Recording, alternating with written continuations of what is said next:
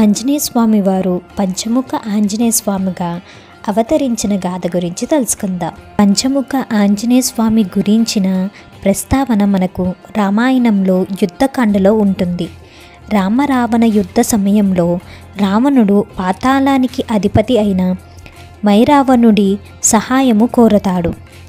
రామలక్ష్మణులను కాపాడుకోవటానికి ఆంజనేయుడు తన తోకతో ఒక కోటను ఏర్పరిచి అందులో రామలక్ష్మణులకు సైన మందిరాన్ని ఏర్పాటు చేస్తాడు. మైరావణుడు విభీషణుడి రూపంలో వచ్చి వారిని అపహరిస్తాడు. ఆంజనేయుడు రామలక్ష్మణులను వెతకటానికై పాతాళానికి వెళ్తాడు. పాతాళంలో వివిధ దిక్కుల్లో వెలుగుతూ ఉన్న 5 దీపాలను ఏకకాలంలో అర్పితేనే మైరావణుడి పంచప్రాణాలు గాలిలో కలుస్తాయని తెలుసుకున్న హనుమ పంచముఖ ఆంజనేయుడు అవతారము దాలుస్తాడు. ఈ 5 ముఖాలలో ఒకటి ఆంజనేయుడిది గాగా మిగిలినవి గరుడ, వరాహ, హయగ్రీవ, నరసింహాదులవి.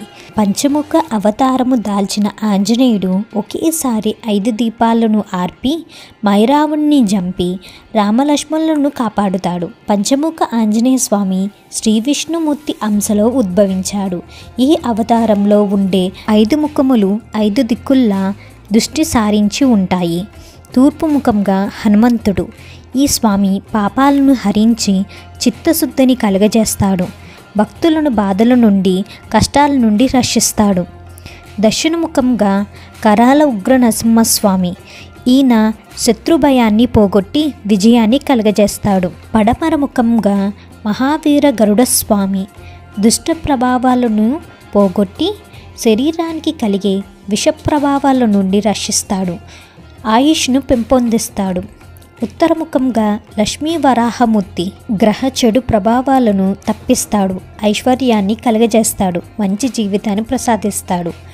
ఉద్ముఖంగా హయగ్రీవ స్వామి. ఈ స్వామి జ్ఞానాన్ని, జయాన్ని, మంచి జీవన సహచరిని, సంతానాన్ని ప్రసాదిస్తాడు. తెలుసుకున్నాం కదండి ఆంజనేయ స్వామి వారు పంచముఖ ఆంజనేయ స్వామిగా ఎలా అవతరించారో.